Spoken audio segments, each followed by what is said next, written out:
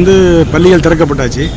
இப்போ மாணவர்கள் படியில் தூங்கி பயணம் செய்கிற நிலை இருக்குது. எல்லா பேருந்துகளிலும் மாற்றியமைக்கப்பட்டு கதவுகள் போடப்படுறதா சொன்னாங்க.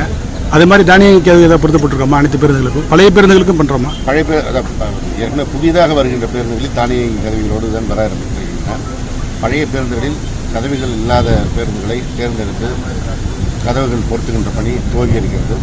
அந்த பணிகள் விரைவாக செய்வதற்கு அதிகாரிகளுக்கு அறிவுரை வழங்கியிருக்கின்றோம்.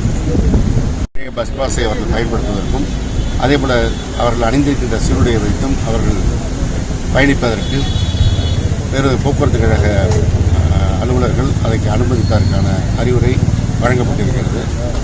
அதேபோல் போக்குவரத்து கழகத்தின் மேலாண் இயக்குநர்களுக்கு பள்ளிகள் திறக்கப்பட்டிருக்கின்ற சூழலில் எல்லா இடங்களிலும் அதனை கண்காணிப்பதற்கு எங்கெல்லாம் மாணவர்கள் கூடுதலாக பள்ளிகளில் சேர்ந்திருக்கிறார்கள் என்பதை கணக்கிலே கொள்வதற்கும் அறிவுரை வழங்கப்பட்டிருக்கிறது.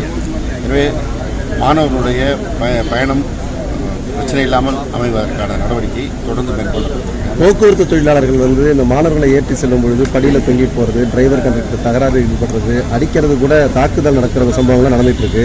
இது வந்து மாணவர்கள்ன்றதுனால அவங்களை வந்து வான் பண்ணி விடுறது வந்து அவங்களுக்கு ஒரு அட்வான்டேஜாக எடுத்துக்கிறாங்க. இது ஏதாவது ஒரு சிறிய அளவிலாவது அவங்க மேலே ஒரு நடவடிக்கைக்கு வாய்ப்புகள் இருக்கா? இல்லை, மாணவர்கள் படிக்கும் பருவத்தில் இருக்கிறவர்கள் அவர்கள் மீது கடும் நடவடிக்கை எடுப்பது என்பது அவருடைய பிற்கால வாழ்க்கைக்கு பாதிப்பு ஏற்படுகிறது. மாணவர்கள் தனியாக செல்லும் போது இந்த பிரச்சனை வராது. ஒரு கும்பலாக செல்கின்ற பொழுது அது கும்பல் மனப்பான்மை என்று சொல்வார்கள்.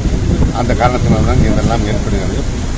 அங்கங்கே போக்குவரத்து அலுவலர்கள், பள்ளி தலைமை ஆசிரியர் மற்றும் அலுவலர்கள், அதேபோல் இருப்புத்துறை போக்குவரத்து அலுவலர்கள், ஆர்டிஓக்கள் போன்றவர்கள் மூலமாக இதனை கட்டுப்படுத்தி நடவடிக்கை எடுப்பதற்கு தகவல் தொழில்நுட்பம் வளர வளர இது போன்ற நடவடிக்கைகள் தொடர்ந்து தேவைப்படுகிறது. முதற்கட்டமாக சென்னையில் இந்த நடவடிக்கை எடுக்கப்படுகிறது. காரணம், அங்கே இருக்கின்ற பேருந்துகள் 3000 பேருந்துகள். அந்த பேருந்துகளில் ஜிபிஎஸ் பொருத்தப்பட்டு ஏற்கனவே கண்காணிக்கப்பட்டு வருகிறது. அதை ஒட்டி சென்னை மாநகர வளர்ச்சி குழுமத்தின் சார்பாகவும் உலக வங்கி உதவியோடும் இந்த திட்டம் அங்கே பச்சார்த்த முறையில் துவங்கப்படுகிறது.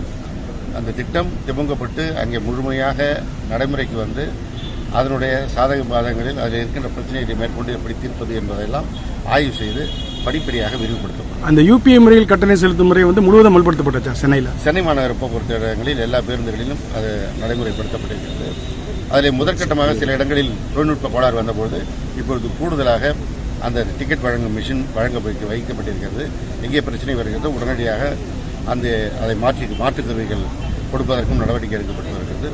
இதுவும் பரீட்சார்த்த திட்டம்தான். போக போக எல்லா இடங்களிலும் விரிவுபடுத்தப்படும். அதேபோல் அரசு விரைவு போக்குவரத்து கழகத்திலும் இந்த திட்டம் இப்பொழுது அமல்படுத்தப்படுகிறது.